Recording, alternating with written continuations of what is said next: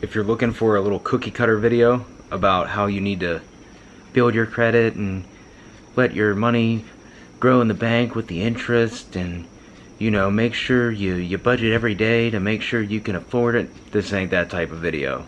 I'm sorry, that's generic, that's what everybody else does, and we're not doing that. This is the driving force behind getting what you want.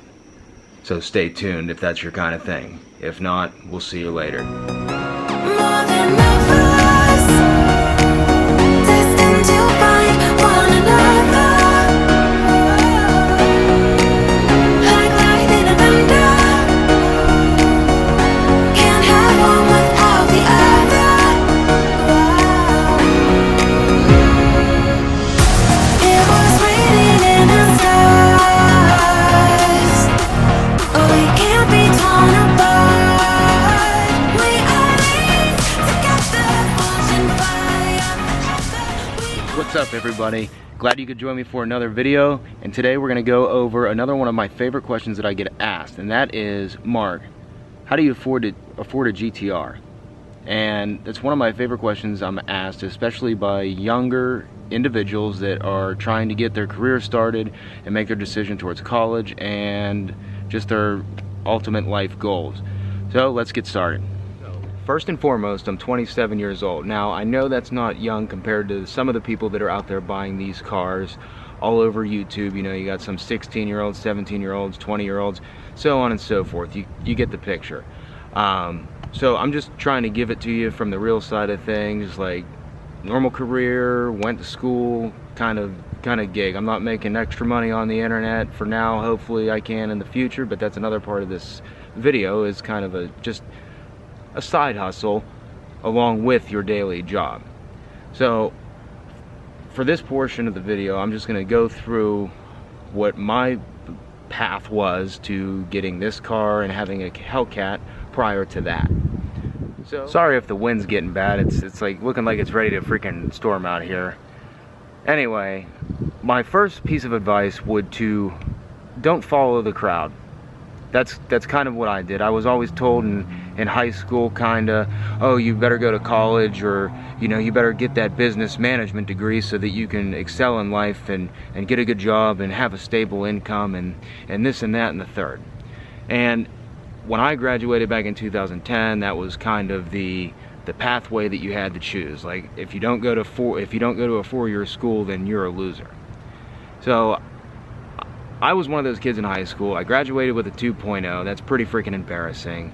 I didn't really care for school, didn't like it, didn't want to do it, didn't want to be there, hated it. I wanted to kind of do what I wanted to do, and that's just how I was. So I just kind of muddled through a community college for 2 years, and then I finally made my decision, which kind of changed my whole path on life. I was sitting around my house, I was getting irritated because I'm like, what am I going to do with my life? I had no clue. I had no clue. At that time, the internet was starting to be on its rise, and I just really wasn't into that at the moment. But I found that I liked working with my hands and liked creating things on my own, and that's kind of why I ended up going to a aviation school for aviation maintenance, and they had a package for an associate's degree attached to it, so there was kind of like a fallback. So I was like, okay, this is cool. Plus the total cost of the school wasn't that bad. As a graduation gift, I had my grandparents helping me, so that was extremely, you know, I'm extremely grateful for that. But I went through the school, I kicked ass, I graduated that college with a 3.96, and the fuel behind the fire for me to like kick ass at what I was doing was to kind of prove to myself that you don't need a 4-year degree in order to be successful. I mean, look at the most successful people in the world. They've dropped out of school. They've dropped out of high school, college, any type of school they were in. I'm not saying every successful person, but a majority of the time that's what it turns out to be. Because you're following the herd, you're wanting to be like everybody else, and at that time everybody's following the same direction, and you reach a blockage. I mean, there's not going to be any jobs in that field if everybody's doing it.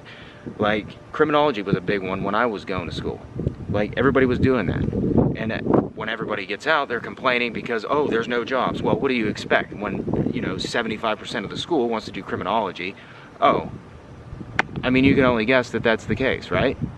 So, as I was making my decision, I kept that in mind, like, let me go away from it. And my dad at the time, he was into the same thing that I was going to school for. I saw what he did. I was like, man, he does pretty well, supports the family, pretty much gave us everything me and my sister that we wanted when we were a kid. And I was like, hell, maybe I'll try that. So that's how I ended up at the Pittsburgh Institute of Aeronautics. Great school. You should probably check it out if you're into working on things and just enjoy working with your hands and getting a pretty good background in the aviation field, or it leads to other paths too. So check out Pittsburgh Institute of Aeronautics if you are kind of a black sheep of the family like myself. Anyway, I went to school, graduated, ended up getting a job down in Gulfstream at Gulfstream Aerospace. Good starting out job, was, making roughly $23 an hour. And that's when I bought my first car. I was super proud of that. I figured, oh, I can afford it. I saved up some money, and I was proud of it. It was one of the most proud moments of my life in order to buy it. Now, when I sat back and looked at it after I walked out of the dealership, yeah, I was scared shitless, because I didn't know, okay, can I afford this or not? Like, I just kind of did it. I just did it. And sometimes that's the best thing. Just dive in. I know some people are scared to do that kind of thing, but sometimes that's what you got to do. Just push it in the deep end and freaking go. Because if you sit around and you procrastinate and just listen and just think and overthink, you'll never get anything accomplished, and you're never going to do anything you want to do. So just go freaking do it. That's how I look at it. Just go get what you want. Now, at the end of the day, that's not really what I wanted. I wanted a Hellcat. So, eventually, the job that I wanted, same place my dad worked. How ironic, right? Position opened up in North Carolina, where I'm currently at. I'm not going to state the employer. I'm not going to say anything of that nature, but it finally opened up, and I'm making significantly more than I was in Savannah, which led me to the Hellcat. When I bought the Hellcat, they were still marked up because you couldn't find them. And realizing that, I still had money saved up. When I first moved back, I lived with my parents until, I was ready to move out. They weren't trying to kick me out, and I'm grateful for that. And it just gave me a lot of time to save up money and on living costs. I think buying an apartment's stupid. Yeah, you want to be on your own, but you're not able to freaking, like, you don't have anything to show for it. You're paying some random person to live on their property. I think it's dumb, but that's just me. Some people don't have that luxury of living back with their parents. They either A, they don't want them there, or B, they want to just go out and do their own thing. But if you have the option, why not? I mean, yeah, it doesn't look cool that, you live with your parents, but it gives you an opportunity to build some freaking money up in the bank, and allows you a little bit more financial freedom. And bought the Hellcat, and then 3 years later bought this. So the message here is to just do what you want to do. Know what your interests are, know what your passions are, and just attack it. I mean, me personally, I'm going to go out here and I'm going to say it on a limb. I do not think that college is not important. I think that education is important, but I truly believe that the value of college is significantly dropping. It's dropping so much because the cost of it is going through the freaking roof. You walk out of school with a GTR freaking student loan payment, and you have a job that pays you 30 grand a year. What are you going to do with that? I'll tell you, nothing. Nothing.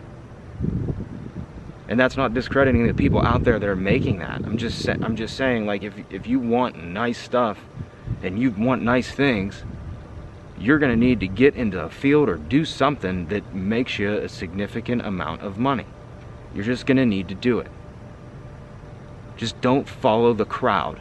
Go against the grain, and you'll probably be successful. Again, nobody wants to work with their hands anymore. Nobody. Everybody wants to sit behind a desk, be a freaking computer jockey, and earn a living that way. But some of the hourly jobs that pay the most are the ones that work with their hands, especially aviation maintenance. All of the people that are my father's age, around 50 to 60 years old, they're getting ready to retire, and these airlines are screaming for help. Now, you're not going to work Monday through Friday, 8 to 5, unless you're in a specific job that allows you to do that, which is not very likely in the aviation world. You will be working odd hours, but eventually you will gain enough seniority to where you can progress and gain your right to be on a first shift, 40-hour-a-week job. But with anything, you have to put in the work. You have to just get yourself settled in, and then everything will follow. It's like a snowball. I don't want to go on about this forever, but I just kind of wanted to say that. I wanted to get that out there, that I just believe that you cannot follow the crowd, and I would just do what you want to do, because if you end up doing something you don't want to do because that was what somebody said that this is the correct path, doesn't mean it is. So just go out there, pick something you enjoy, and go for it. If it's throwing rocks in a pond, throw rocks in a pond. Market that. Turn it into skipping rocks on a pond, and then charge people to do it. Yeah, I don't care what it is, but you have to do something you love, or you're going to hate your life. And eventually, if you put in the work, and that's what I'm trying to prove with this YouTube channel, is this is something I'm not familiar with. It's not something that really comes easy to me, sitting here talking in front of the camera. It's not easy at all. And for those that do this for a living on YouTube, props, because it's harder than you think. And that's one of the reasons why I can't stand when you have people that comment on your video or whatever. I see comments on other people's videos that are like, oh my god, that's so bad, like, oh, you're dumb, blah, blah, blah. No, at least they're out there freaking doing it.